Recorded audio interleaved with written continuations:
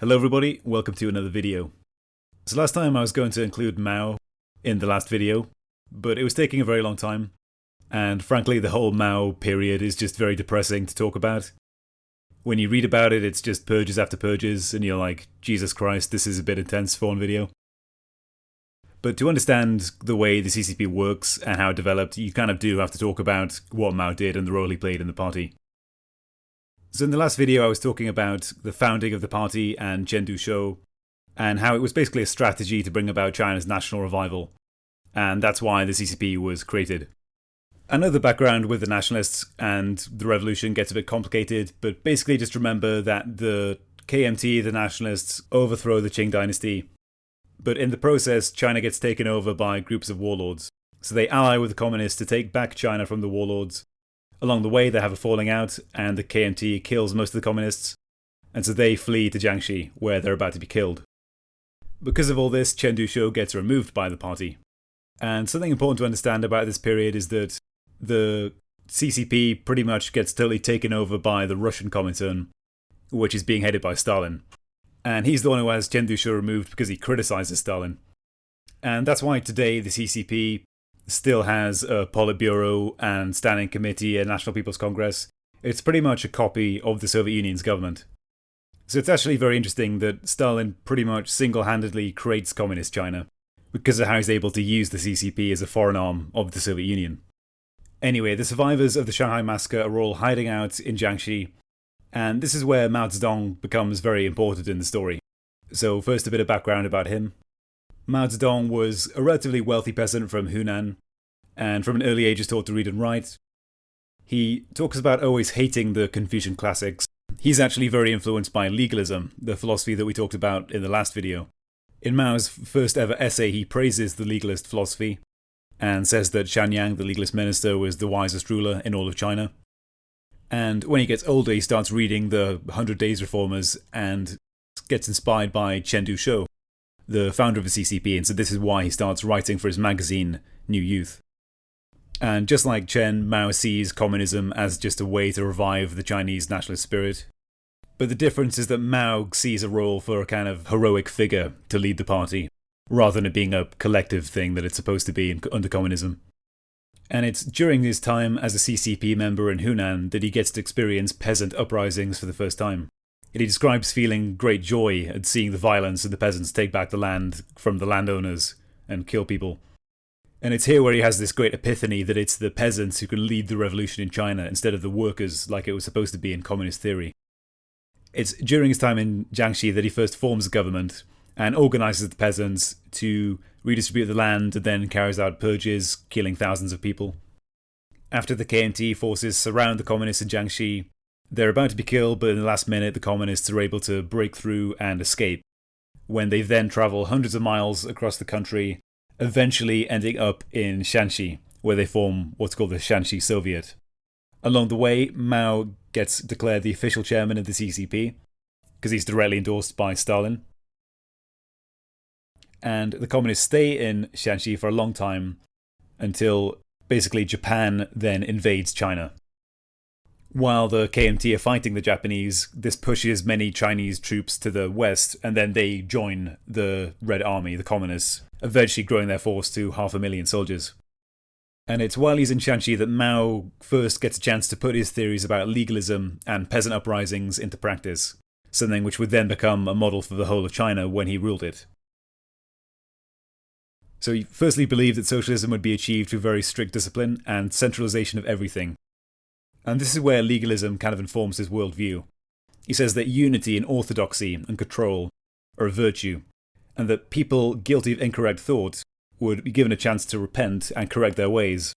But if they fail to do that, then the party will use other methods to correct them. So there's one writer who criticises Mao and his demand for orthodoxy, she's sentenced to forced labour. There's another writer who gets beheaded after criticising the communist rule. And so this is where Mao basically becomes a guerrilla warfare fighter, in which he continually organises the peasants into bands of soldiers to punish anybody who disagrees with his rule. By the time the War with Japan comes to an end, Stalin then invades Manchuria, and then gives the communists free rein to take over Manchuria and supplies them with training and weapons to fight the KMT. This is how the communists in China were basically able to win because of Stalin's training. And what followed was the CCP basically fight the war using starvation. The Red Army surround a city in Manchuria called Changchun, in which they then blockade it for around 5 months until eventually 150,000 civilians starve to death. And the scale of this is so massive that cities nearby quickly surrender, and the Red Army is able to advance all the way to Beijing, which surrenders in 1949, just after a few months. The KMT, as a defensive maneuver, then flee all the way to Taiwan, where they've remained ever since. Now, according to what Mao thought, the first thing that had to be done after the communists took power was to separate the peasant class from the landowning class. Because according to Marxist theory, what had to happen was that all of society had to advance together at the same time. This was done first by trying to turn the peasants against the landowners, and then Mao passes down orders to execute 1 in every 1,000 of them, of anyone who is identified as being part of a landowning class. And this is called the Land Reform Campaign, which eventually involved the mass murder of nearly 5 million peasants. Some were claimed to be KMT spies, some just slightly richer peasants than others, but oftentimes their crimes are simply just made up to fulfill the party quota. And Mao justifies this by saying that the killings of the bourgeois class is nothing compared to how many millions of peasants died because of the bourgeois class throughout history. So this is part of Mao's theory that communism and an egalitarian society will be born out of the ashes of revolution, and so that all of China must experience continuous revolution until a new and modern state can emerge from it. And the second thing he does is a project to expand Tiananmen Square to make it larger than Red Square in Moscow. And this involves the destruction of more than 16,000 traditional Chinese houses in the old town of Beijing. It's around this time when he gives this very creepy quote where he says that Chinese people are like blank sheets of paper upon which beautiful new words will be written. So still in the 1950s, Mao begins what's known as the 100 Flowers campaign. There's an uprising in Hungary in 1956, and Mao becomes sensitive to the idea that the Soviet Union doesn't really tolerate free speech. And he wants to show that his party is totally open to criticism, and that all ideas are allowed. So he goes around and tries to encourage intellectuals within China to criticize the CCP and criticize Mao, which they take a lot of persuading to do because of all the purges that have happened in the past. And so he says, let 100 flowers bloom, and no criticism would be unwelcome. And because of this, there's so much of a backlash that citizens start protesting on a massive scale. There's protests that break out all over the country. And the protest becomes so intense that Mao has a change of heart, reverses these policies, and sentences about 500,000 people to the labour camps. So his newfound love of free speech doesn't last very long. It's just a few years after this, because the Chinese people don't get much of a break, is when he begins the Great Leap Forward. And what the Great Leap Forward was kind of a project to try to launch China into a modern state by copying the methods of the Soviet Union under Stalin. After Stalin dies, Khrushchev takes over and denounces Stalin as a dictator. Mao is very unhappy about this because he models himself after Stalin. And so he creates the Great Leap Forward, which is going to involve firstly the construction of massive public projects of millions of people, and then the collectivization of all farms. So everywhere in China, people are forcibly taken from the land and put onto these collective farms and given very strict instructions about how to farm and how much land they're allowed to give and what to do. This also means that women and children are made to work incredibly long hours in all weather conditions, and peasants that refuse to work are either punished by being denied food, so punished through starvation, or sometimes they're simply beaten to death if they refuse to work. And because the state institutions are so corrupt and the policy provisions are so bad, the harvests quickly begin to fail. Local leaders who oversee the farms are afraid of reporting the famine, and so they try to cover up the evidence. Subsequent investigations report that entire villages were destroyed, and that even mentioning the word famine was punishable in some areas.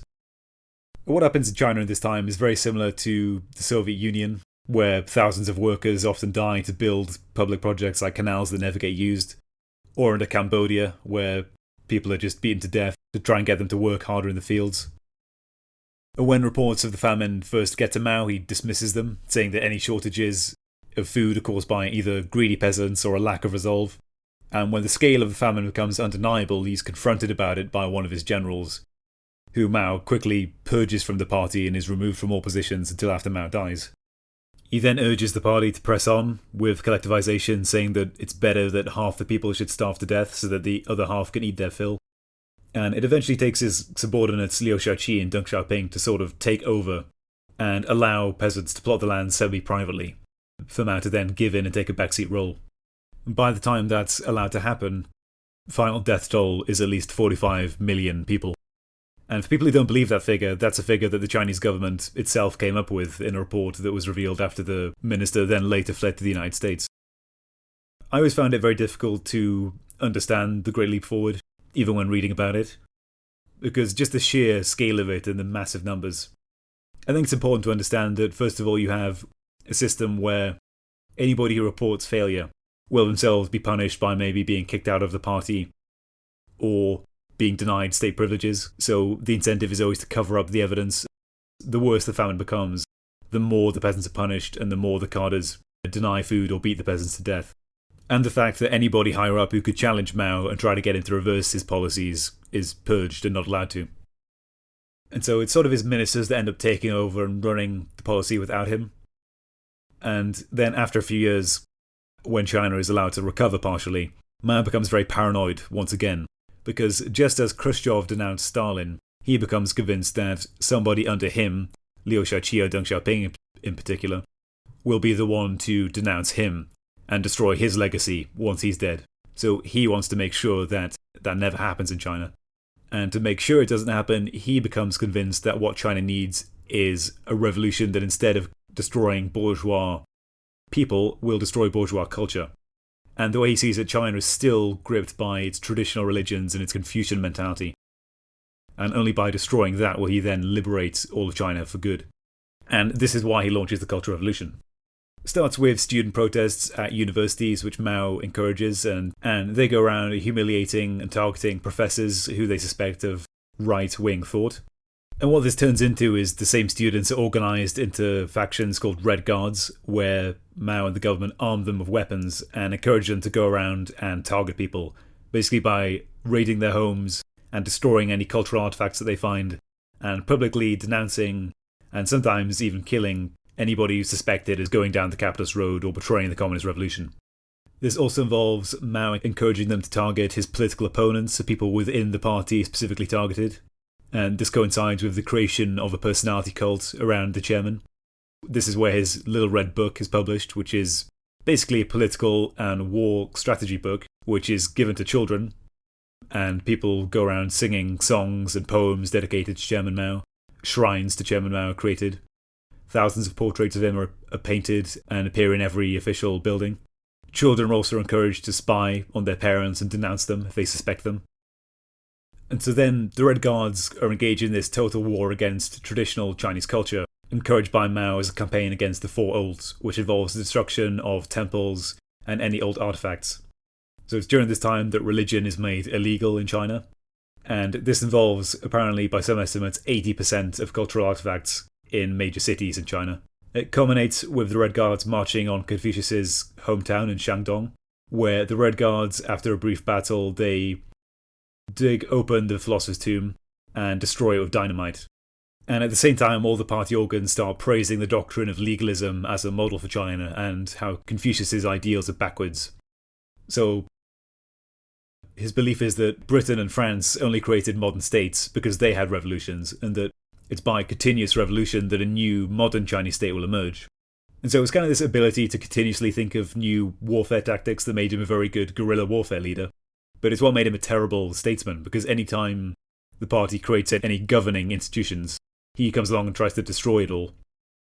Eventually, other party leaders start creating their own Red Guard factions that are loyal to them, and these different factions start fighting in the streets till eventually it becomes almost on the verge of civil war in some areas. And after a long period of fighting in the streets, Mao finally allows the PLA, the army, to come in and subdue the Red Guards, who are then all shipped off in the millions into the countryside, into forced labour, into what's called an Aid to the Countryside campaign, which was really a way to send them into exile, and they become China's lost generation. At the end of the Cultural Revolution, the death toll was close to 3.5 million, and 36 million at least persecuted. So up until the end of his life, Mao carries on purging his subordinates or anybody close to him. So Liu Shaoqi and Deng Xiaoping, who helped him during the Great Leap Forward. Liu is sent to prison and dies there. Deng is sent to exile. His general dies in a plane crash over Mongolia. Zhou Enlai, his second in command, gets cancer, and then Mao denies him treatment so that he dies early. And so by the end of his rule, pretty much anybody who could possibly oppose him is either in prison or dead or in exile. And he appoints a political stooge of his, Huo Guofeng, to take over the party after he's dead. So on Mao's ideology, he was a protege of Stalin, and he kind of has his foundation in Chinese nationalism like a lot of the communists. And then he takes this and sees Chinese legalism as another method to centralize everything and turn it into a total dictatorship, and combines this with the belief in communist utopia. So, like many other Chinese emperors before him, being able to centralize everything and being relatively isolated from everybody else means that no one's really able to criticize him. And so this means that in the end he has to rely on political purges just to simply stay in power. When I was living in China, I didn't actually see that much of Mao's portrait. Of course he's on all of the money still, but you can still find his portrait in places like train stations. He's often in bookshops. Sometimes taxi drivers will hang his little medallion from the bottom of mirrors. Because in general, the party tries not to emphasize him today because they know he has such a checkered past, they try to sort of sweep him under the rug. And one of the stranger things that happens during the Great Leap Forward is the Eliminate the Sparrows campaign. Because the sparrows and other birds are eating the grain during the famine. And so the government declares that birds are the public agents of capitalism, and demands that Chinese people go out and kill as many birds as possible. So the peasants go out and start, banging pots and pans together until the birds get tired from flying around and can't land, and eventually fall from the sky and they're killed.